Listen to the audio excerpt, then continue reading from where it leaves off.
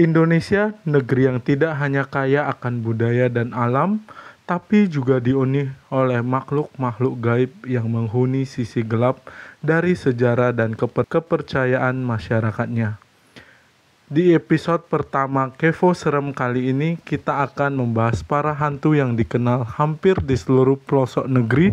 Mereka bukan hanya menakutkan, tapi juga telah menjadi ikon horor nasional. Sebelum ke video kali ini, yuk teman-teman Kevo support terus channel Kedai Informasi dengan subscribe, like, komen, dan share. Langsung saja ke videonya. Inilah hantu-hantu nasional Indonesia. Yang pertama, kuntilanak. Dia adalah simbol horor sejuta umat, sosok wanita berambut panjang, berbaju putih, dan tertawa melengking. Ia dipercaya sebagai arwah wanita hamil yang meninggal tidak wajar. Mereka yang sering melintas malam-malam di dekat pohon besar mungkin pernah melihatnya berdiri menatap diam lalu tertawa. Hantu kedua ada pocong. Makhluk yang terbungkus kain kafan ini muncul karena tali pocongnya belum dilepas saat pemakaman. Ia melompat-lompat di antara bayangan malam, wajahnya pucat, matanya terbuka lebar. Dalam kepercayaan masyarakat, pocong adalah arwah yang marah karena tidak dimakamkan dengan layak. Ketiga, sundel bolong. Mirip kuntilanak tapi jauh lebih menyeramkan. Sundel bolong adalah arwah wanita korban pelecehan yang meninggal saat melahirkan. Ciri khasnya, lubang besar menganga di punggung memperlihatkan organ dalam yang membusuk karena ia menampakkan diri sebagai wanita cantik lalu berbalik dan kau tahu sisanya. Keempat, Wewe Gombel. Wewe Gombel adalah hantu wanita tua dengan penampilan mengerikan. Payudara panjang menggantung, rambut acak-acakan, dan wajah penuh kemarahan.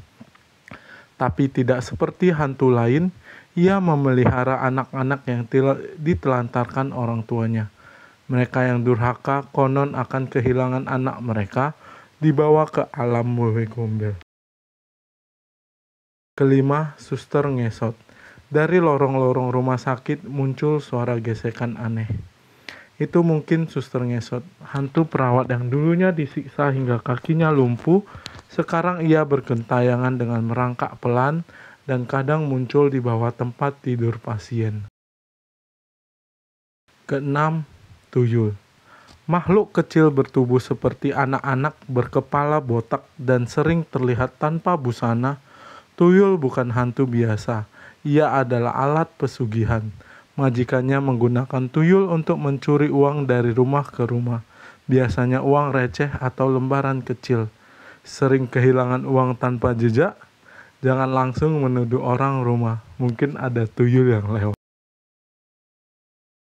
Ketujuh, genderuwo. Sosok raksasa berbulu hitam lebat, matanya merah membara, dan tubuhnya penuh otot. Genderuwo dipercaya tinggal di pohon besar, gua, atau tempat angker yang sepi. Ia suka menggoda perempuan, bahkan konon bisa berubah untuk menjadi suami mereka. Suara tawa beratnya dan aroma busuk sering menjadi pertanda kehadiran.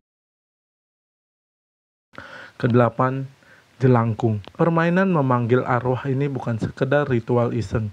Jelangkung membawa roh ke dalam boneka kayu berpakaian kecil, lengkap dengan tulisan. Teman-teman Kevo tahu sendiri apa mantaranya. Tapi ingat, kalau tidak tahu cara memulangkan arwahnya, permainan bisa berubah jadi bencana. Kesembilan, Banaspati. Berwujud bola api besar yang berterbangan di langit malam, Banaspati berasal dari ilmu hitam yang gagal dikendalikan atau roh jahat yang haus energi manusia. Ia membakar mangsanya tanpa ampun dan hanya muncul di malam paling gelap, ketika angin berhenti berhembus. Kesepuluh, Nyi Roro Kidul. Ratu Laut Selatan, sosok wanita agung dan anggun yang dipercaya menguasai lautan selatan Pulau Jawa. Di balik keindahan parasnya tersembunyi kekuatan magis yang sangat besar. Konon siapapun yang mengenakan pakaian hijau di pantai selatan bisa ditarik ke laut dan tidak pernah kembali. Banyak yang bersumpah melihatnya berjalan di bibir pantai mengenakan kebaya hijau hanya untuk menghilang ke ombak. Itulah 10 hantu nasional yang membentuk wajah horor Indonesia, dari hantu-hantu pencuri nyawa hingga penguasa dimensi gaib.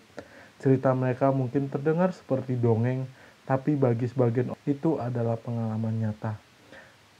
Nah, teman-teman Kevo, di episode berikutnya kita akan memasuki tanah Jawa, rumah bagi hantu-hantu paling tua dan penuh filosofi. Sampai jumpa di episode kedua, Hantu dari Jawa. Nah, terima kasih buat teman-teman Kevo yang sudah mengikuti informasi kali ini sampai akhir.